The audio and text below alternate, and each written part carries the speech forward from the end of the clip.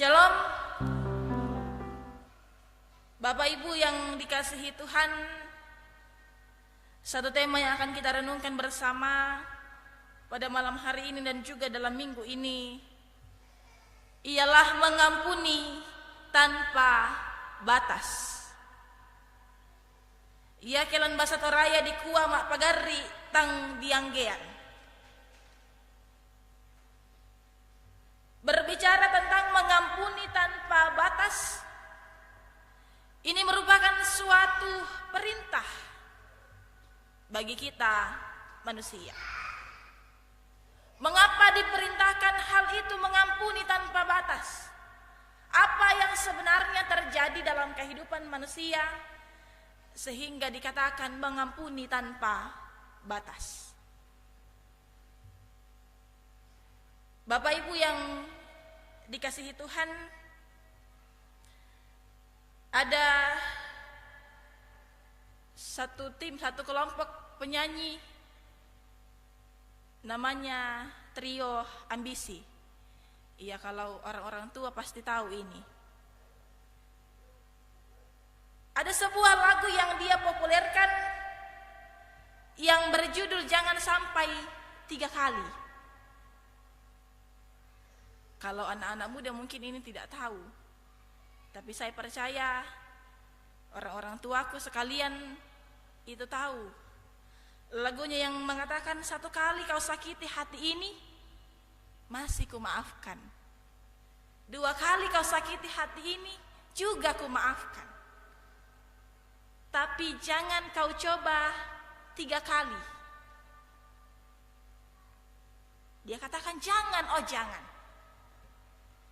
Dan melalui lirik ini pencipta lagu mengungkapkan seperti apa kekecewaan seseorang jika terus-menerus disakiti.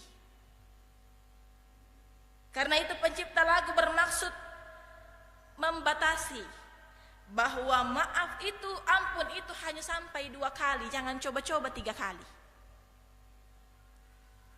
Dan rasa-rasanya juga sebagian besar orang, bahkan orang-orang Kristen juga punya prinsip seperti ini. Hanya diberikan kesempatan sampai 2 kali, tidak sampai 3 kali. Biasanya seperti itu.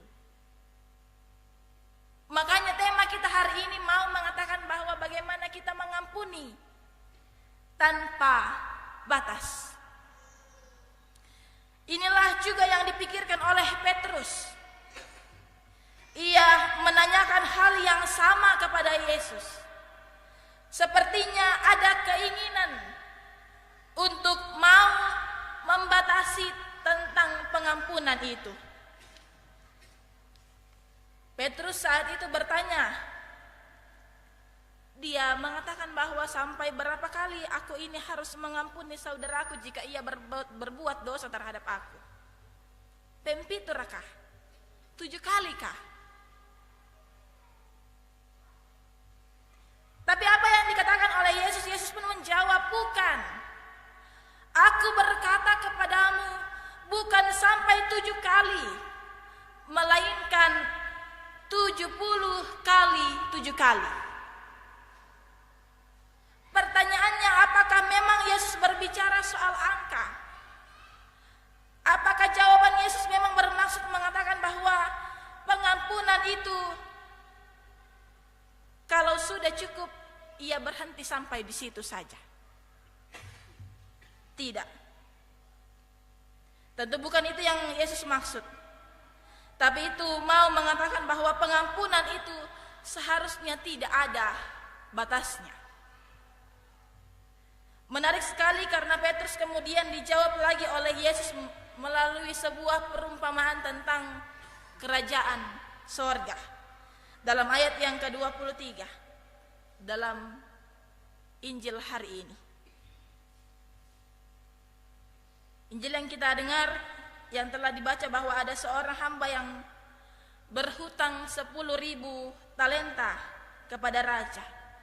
10.000 talenta ini jumlahnya sungguh amat besar. Dan pada masa itu talenta ini merupakan sebuah nilai tukar yang cukup besar, sehingga 1 talenta itu sama dengan 6.000 dinar. Jadi kalau dikali-kali itu 10.000 talenta berarti 60 juta. Besar sekali hutang hamba ini. Dan saat itu raja hendak mau berhitung-hitung tentang berapa orang yang berhutang padanya, sehingga dihadapkanlah orang yang berhutang 10.000 talenta ini.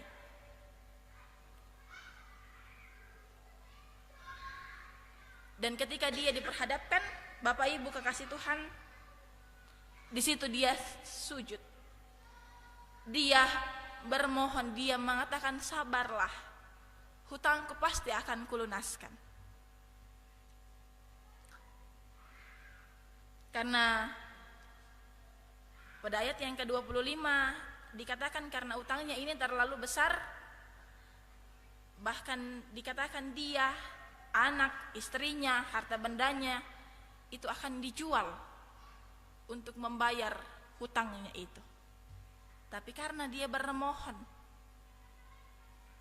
saat itu, karena dia sudah putus asa, tidak ada lagi cara lain untuk mau meringankan bebannya, jadi dia mengatakan bahwa sabarlah dahulu. Dan apa yang terjadi? Raja itu tergerak oleh belas kasihan waktu hamba tersebut bersujud dan memohon. Akhirnya permintaannya dikabulkan, bahkan seluruh hutangnya dihapuskan. Ini murni kasih karunia. Ini murni karena belas kasihan. Bukan karena dikatakan bahwa oh iyo anakku saja mau ambil sebagai jaminan nanti saya lunaskan, lalu raja ini mengatakan semua hutangmu akan dilunaskan. Tidak. Tidak ada yang menjadi jaminan lain. Murni karena belas kasihan raja. Dan melalui perumpamaan ini Yesus hendak menegaskan, lana pak besanan puang Yesus lako kita solanasang kumua, iaitu penghapusan utang tutarangi ulendui pak basanta totemo, ia bangsia mo misa gambaran tu diona kadi pagarisan. Pengampunan dosa manusia oleh Allah. Sehingga jelas bagi kita bahwa perumpamaan ini menaruh perhatian pada belas kasihan Allah dan besarnya pengampunan Allah kepada manusia yang memang tidak berdaya. Lalu ketika kita melihat kelanjutan cerita itu, seharusnya si hamba tadi itu pulang dengan sukacita, dengan rasa syukur yang tidak tertandingi karena sudah dihapuskan dosanya, sudah dihapuskan utangnya yang sangat besar, sudah diberikan belas kasihan. Tetapi sayangnya di ayat yang ke-28 sampai 30 kita temui bahwa akhir cerita ini sungguh amat menyedihkan. Apa yang terjadi? Si hamba yang sudah bebas utang, dia bertemu dengan temannya yang berutang 100 dinar. Jadi ya dibandingkan 100 dinar dengan 60 juta dinar, itu 100 dinar tidak ada apa-apanya. 100 dinar itu hanya 100 hari, 100 dinar upah seorang hamba, budak yang bekerja 100 hari.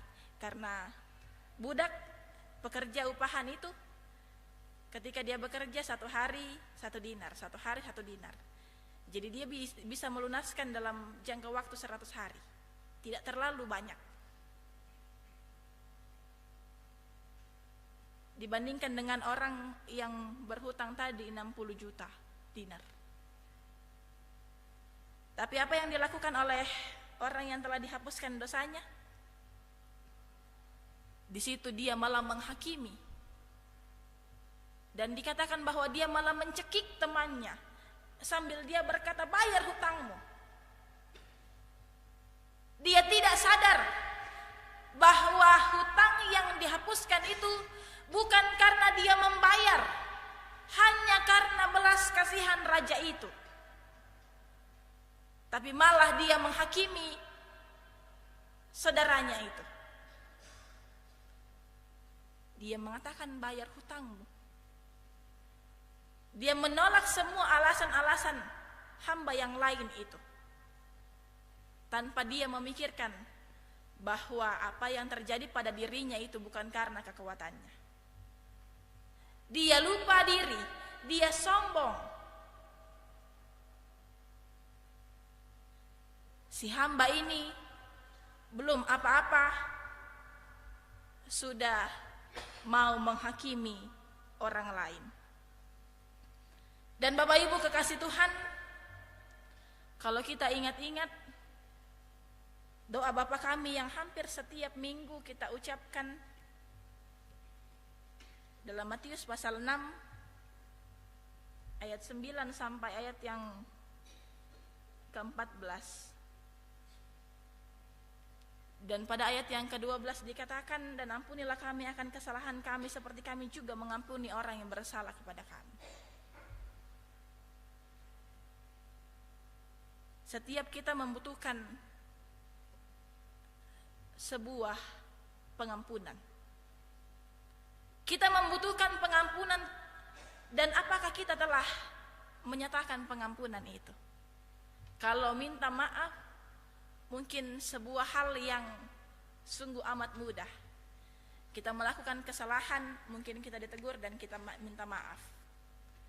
Tapi apakah hal mengampuni, memaafkan juga mudah kita lakukan? Bapak Ibu kekasih Tuhan, saat saya hendak melakukan persiapan khotbah beberapa tahun yang lalu dengan bahan yang sama, dan itu merupakan khotbah pertama saya, itu juga membahas tentang pengampunan. Saat itu hati saya begitu gelisah. Lalu saya menghubungi seorang teman, dan saat ini dia juga sudah pendeta. Saya mengatakan bahwa ada apa dengan diri saya, ataukah karena ini merupakan khotbah pertama sehingga saya begitu deg-degan, dumba-dumba mo. Dia mengetahui hidup saya karena ketika ada apa-apa saya bercerita dengannya. Dia katakan bahwa itu bukan karena pertama kalinya, tapi itu menegur kamu dulu baru kamu bisa menegur orang lain tentang pengampunan. Apakah kamu sudah bisa mengampuni dirimu sendiri? Dan apakah kamu juga sudah bisa mengampuni orang yang ada di sekitarmu saat ini? Lalu saya berpikir-pikir, saya mengatakan bahwa memang saat itu ada akar pahit yang masih ada dalam diri saya. Dia katakan bahwa tolong selesaikan dulu itu, baru kamu mulai di mimbar. Saya melakukan hal itu dan puji Tuhan, pelayanan pertama saya saat itu boleh berlangsung dengan baik. Sehingga Bapak Ibu kekasih Tuhan, sebagai pemberita firman, itu bukanlah hal yang sungguh amat mudah. Karena firman yang akan diberikan kepada jemaat, firman yang akan diberikan kepada umat itu harus menegur diri, lalu bisa diberitakan kepada umat. Dan ketika sampai di telinga kita, apakah itu benar-benar telah menjadi bagian dalam hidup kita tentang pengampunan? pasti dalam hidup ini ada pagar-pagar yang telah kita buat. Dia sudah melukai saya sebanyak sekian kali, kenapa saya mau mengampuni? Dia sudah ceritakan saya ke sana ke sini, kenapa saya mau mengampuni? Dia sudah berhutang kepada saya sekian banyak, kenapa saya harus mengampuni? Pasti itu yang menjadi pikiran kita sebagai manusia. Dan firman ini menegur kita semua. Bagaimana kita menyatakan pengampunan tanpa batas. Bapak Ibu yang dikasihi Tuhan, tidak semua orang tahu bagaimana caranya untuk mengampuni. Malah sebagian besar orang hanya tahu untuk menghakimi. Sama dalam pembacaan kita di kitab Roma. Bagaimana mereka saling menghakimi, mereka saling menyalahkan. Sehingga kalau selama ini sebagai perempuan, sebagai anak muda, mungkin kita lebih senang dalam berurusan dengan perawatan muka, perawatan kulit, dan bagi bapak-bapak juga para lelaki mungkin lebih senang dengan merawat kendaraannya. Dan lewat perumpamaan yang kita baca hari ini mengingatkan kita bagaimana kita bisa terampil untuk merawat hati kita, supaya kita jangan terus menyimpan kepahitan, menyimpan kebencian, dendam, kemarahan, sehingga itu semua lepas daripada diri kita. Karena itulah yang sering menyiksa diri kita ketika tidak dilepaskan. Ada gangguan-gangguan secara fisik karena memang pengaruh perasaan. Dan ini masalah serius dalam persekutuan kita di tengah-tengah keluarga, di tengah-tengah jemaat masyarakat, kalau memang kita tidak mengusahakan untuk menyelesaikannya. Memang mengampuni itu tidak mudah. Itu sebuah pekerjaan yang sungguh amat berat. Apalagi kalau kita disakiti berulang-ulang. Makanya anak muda kalau masih membangun relasi, jangan cepat-cepat mengatakan I love you. Karena berani mencintai berarti harus siap terluka, siap disakiti, siap dikecewakan. Persoalan kita adalah hampir semua dari kita tidak siap untuk dilukai, tidak siap untuk dikecewakan. Mengapa? Karena persoalannya ada pada seberapa besar cinta yang kita punya kepada orang yang melukai kita. Apakah stok cinta kita itu cukup?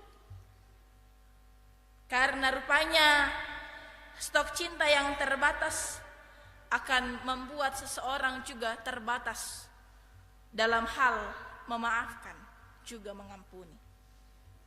Tapi karena kita percaya kepada Allah yang begitu mengasihi kita lewat kematiannya dan kebangkitannya, tidak peduli seperti apapun kondisi kita, maka kita pakai itu sebagai resep untuk belajar mengampuni.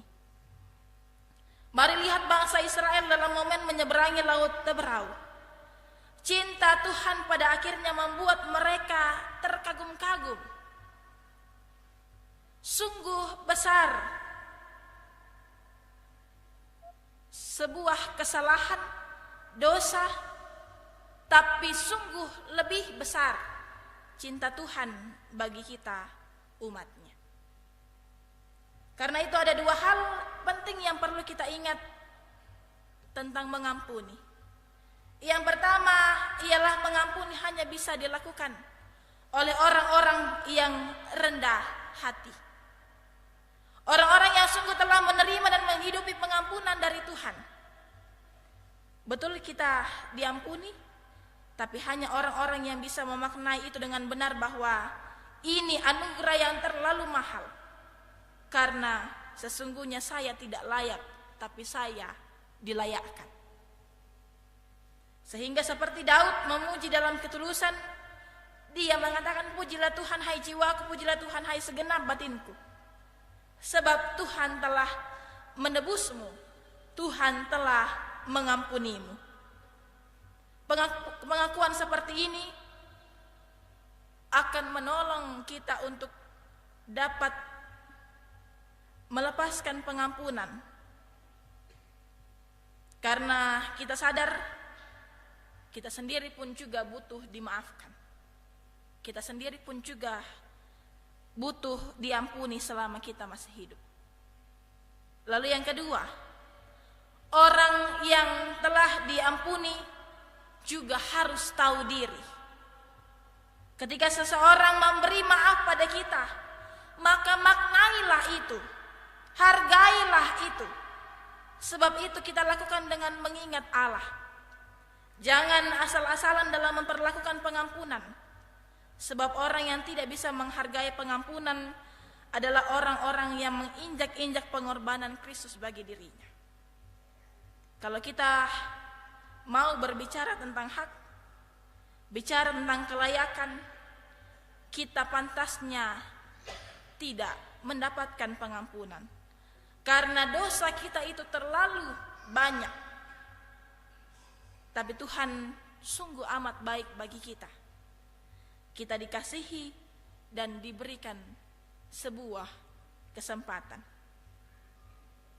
Maka kita belajar menyadari hari ini bahwa selama kita masih hidup di dunia, kita akan selalu membutuhkan pengampunan. Bahwa memang kita semua perlu untuk dimaafkan.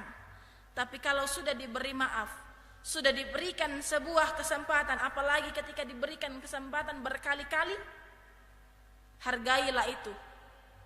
Dan belajarlah untuk tidak mengulangi. Supaya kita tidak hanya berhenti pada pembicaraan tentang pengampunan tanpa batas. Tapi di saat yang bersamaan, kita juga berbicara tentang pertobatan yang sungguh. Mengampuni lebih sungguh sebagai lagu mengakhiri khotbah saya hari ini kita lakukan bersama.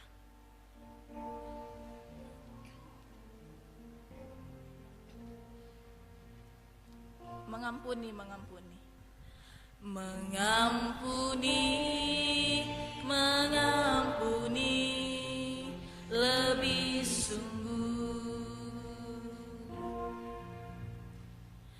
Mengampuni, mengampuni lebih sungguh.